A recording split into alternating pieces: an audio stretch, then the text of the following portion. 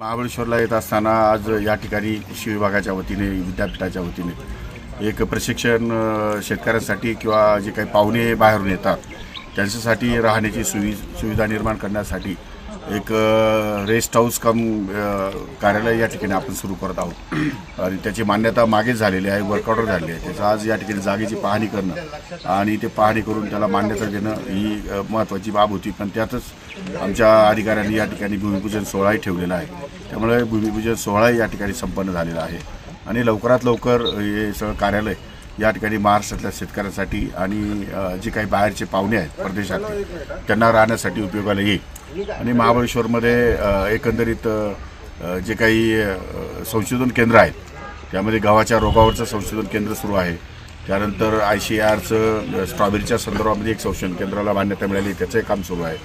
तर लवकरात लवकर ते केंद्र अद्ययावत करून शेतकऱ्यांना सुविधा कशा देता येतील तसा प्रयोग या ठिकाणी राज्य शासन करणार आहे।